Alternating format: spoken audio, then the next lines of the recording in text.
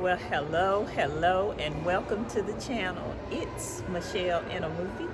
Hi, I am Michelle, your host, and we have a great movie review for you today.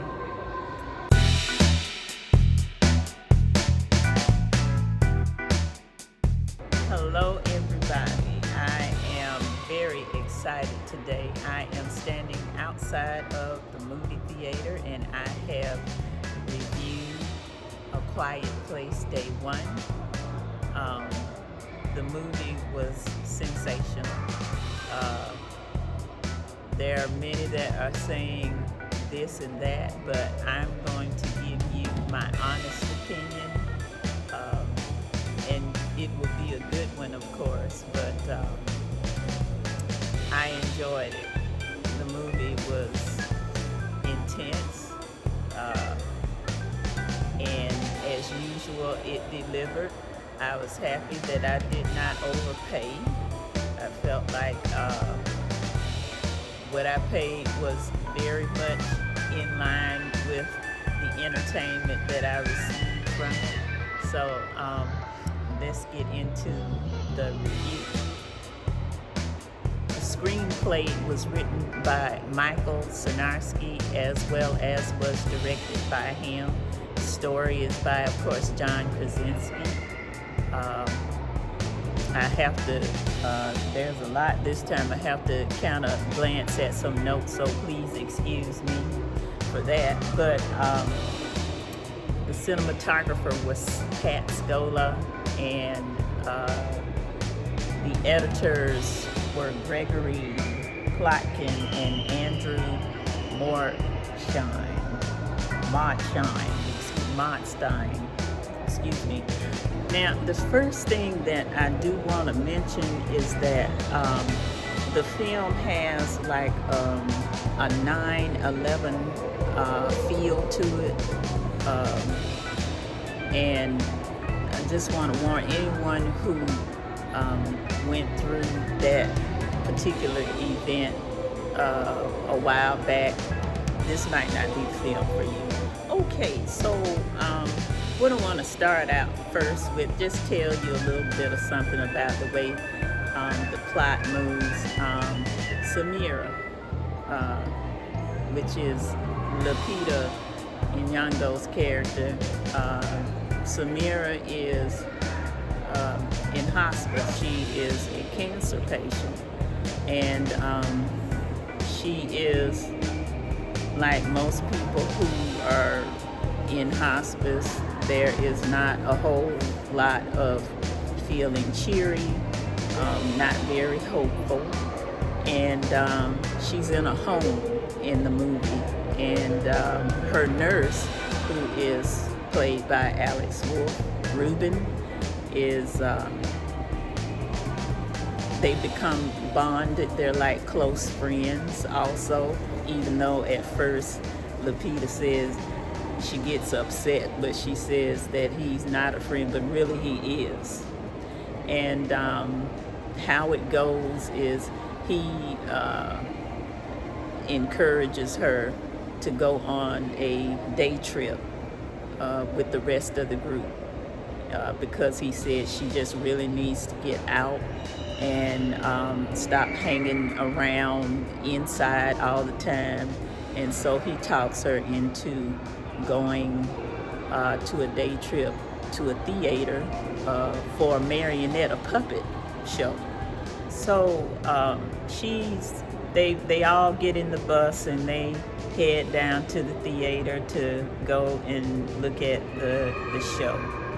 And it's really neat. It's been a long time since I've seen a guy or female or whatever operate that is a marionette. They're operating a puppet on stage, and but you get in the beginning you get a little bit emotional because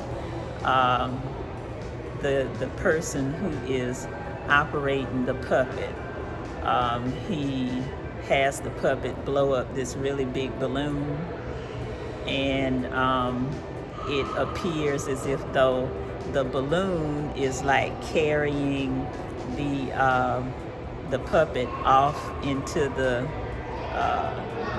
audience, and all of a sudden the balloon just pops and it drops the marionette to the stage floor, and Samira visibly is upset by that, and you can get what she's going through, because she's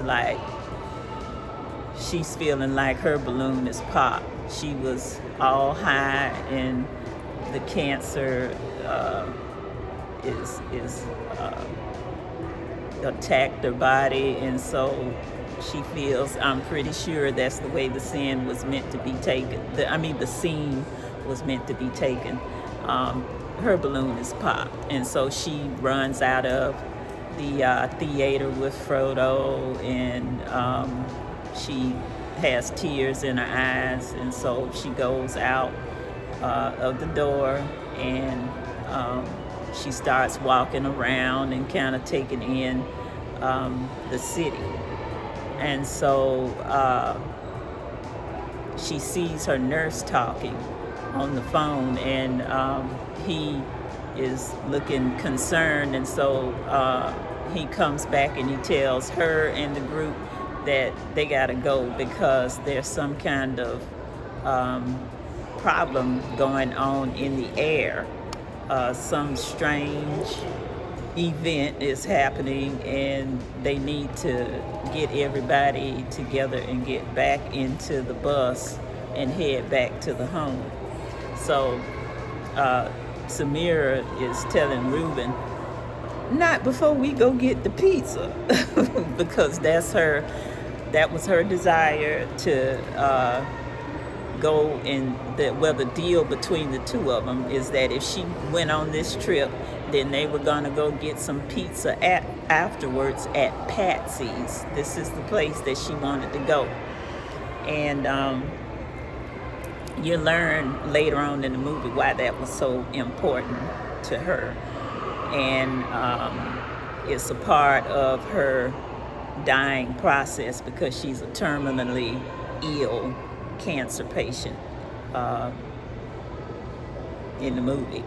So anyway, they all get back on the bus. Frodo is in her arms, and they're sitting on the bus, and then all of a sudden everybody starts walking quietly to the back of the bus and looking out of the window, and they see, like, it looks like meteors, rocks flying through the sky, and the next thing you know, it's just this super huge explosion. And I'm pretty sure because I was in one of those surround sound theaters, it sounded a whole lot worse than it was looking, which is what it was meant to be. But that's the beginning of the end. And so at this point, the impact of them landing was so forceful, it knocked them out of the bus, and there's that white dust all over Samira's face. And so that's what I was talking about. That's the part that reminds you of the 9/11 attacks. And she gets off the bus. I don't know what happened to the other people, but seemed like she was the only one that got off the bus. The cat, of course, you're left wondering, okay, well, what happened to the cat?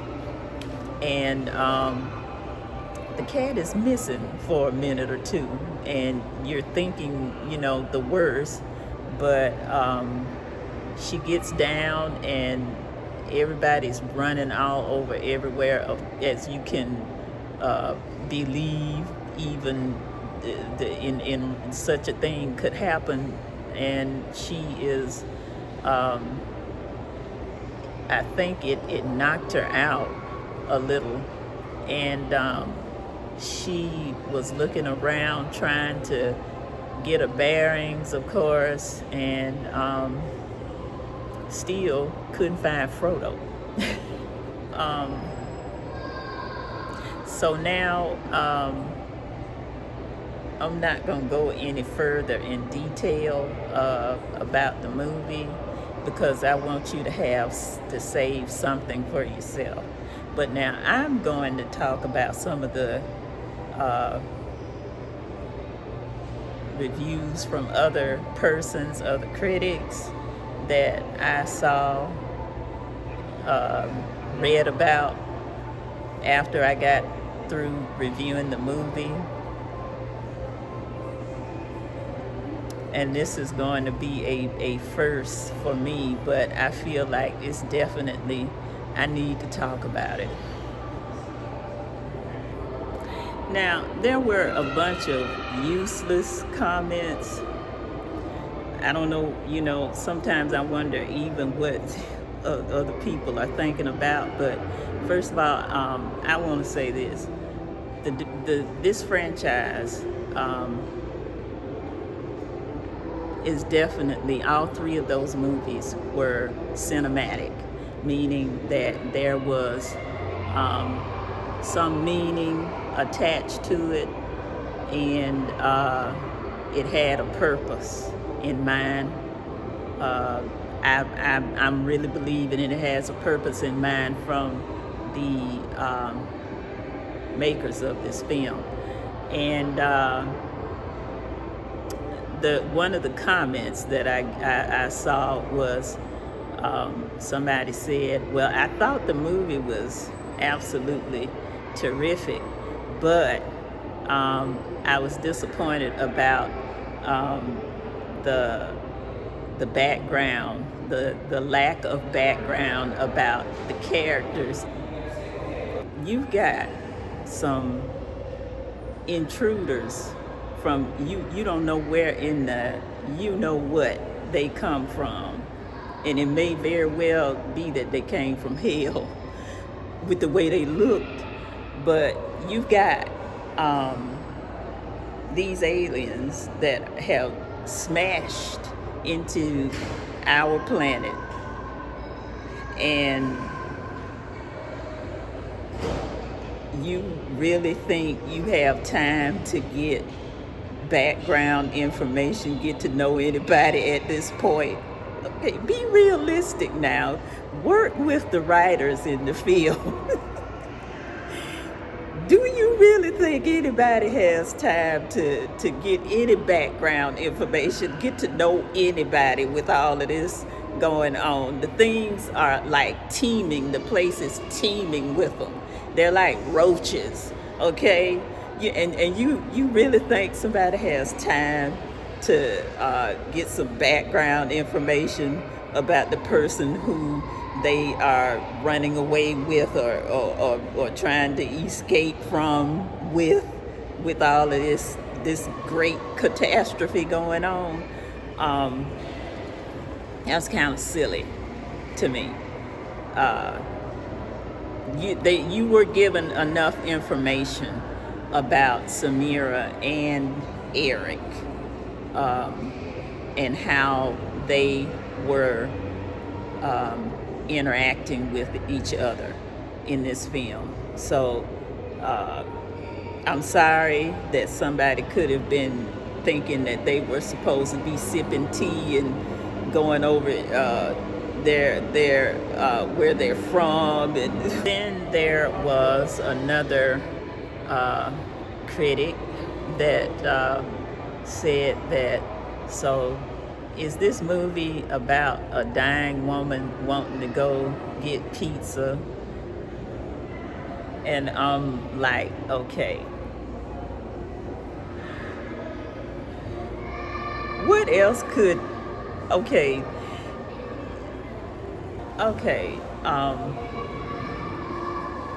The movie is about these aliens coming from another place. That's where you need your background information about, is where are these things coming from, okay? That's what you need your background information about. and they have not privied us to that as of yet, because it's possible they may do a fourth film, and it'll be interesting as to how they would develop an idea like that. But back to is this movie about a woman dying and wanting to go get pizza? Okay.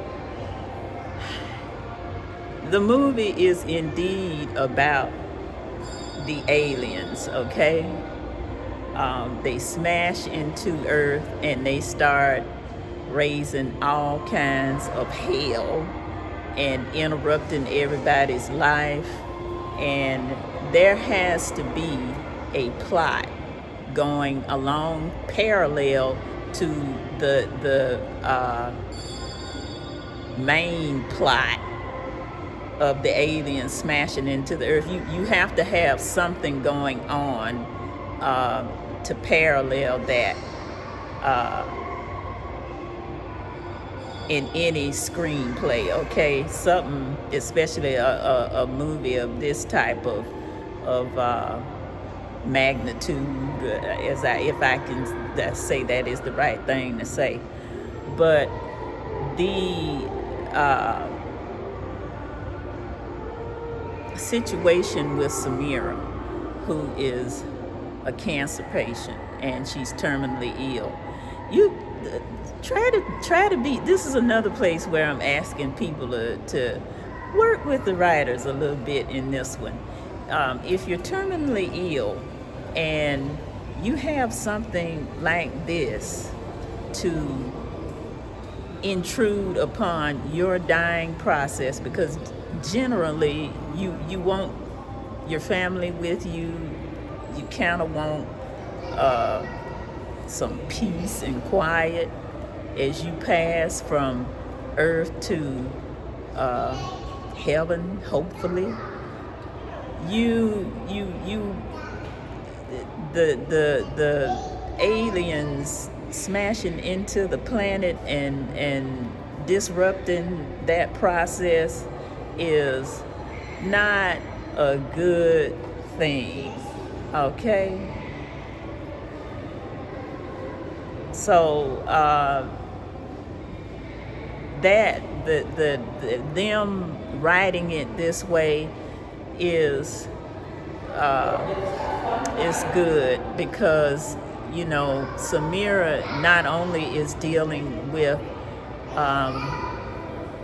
she's dealing first of all with the antagonism of being stricken with cancer and being terminally ill. It might be three things, but she's also got to deal with these intruders from another planet that are gonna take her out possibly before she even passes the traditional way that she wants to pass away. So they're asking, why did the writers write it that way?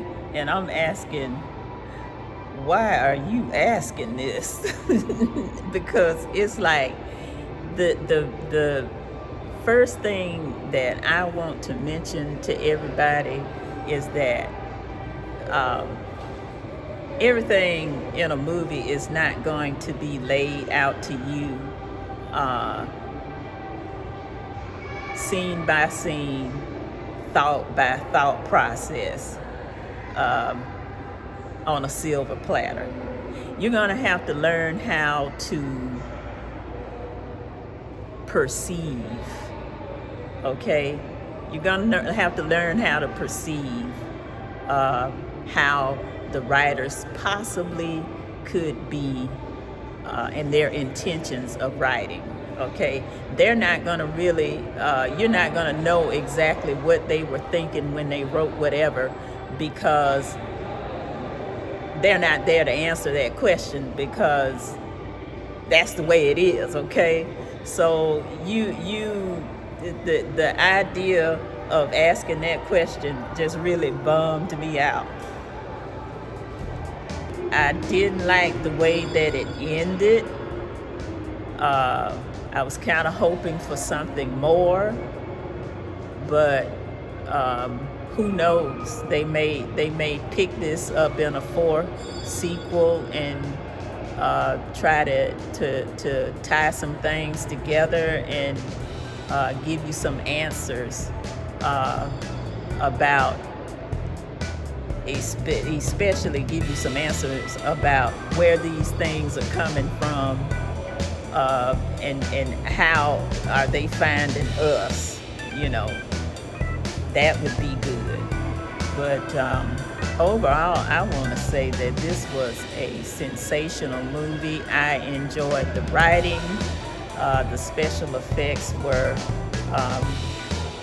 awesome, and the whole movie was great. It runs like 99 minutes, and yeah, I definitely give this movie a minus, just because I didn't like the way they ended it. And also I want to say the kitty is alive. That's the good part. Frodo does not die. So I like the way they had Frodo appearing as being some sort of little benevolent pixie spirit that pops up when you start asking, okay, where is he? And I got a question about Henry's son. Okay, in the second one, Henry's son was a little boy, but this boy looked like he was about a good 12 or 13 years old. So, okay, y'all kind of dropped the ball on that one, but it's okay. Okay, yeah, y'all did it. But otherwise, the movie was great. Go see it. You will enjoy it. But if you, like I said, if you experienced the 9/11 attacks, don't go see this, because it could be like a PSTD situation. Could be very upsetting. But anyway, that's my review for A Quiet Place Day 1. And if you have liked this movie review, then please like and subscribe. And I will see you at the next It's Michelle and a Movie Review. Bye, everybody.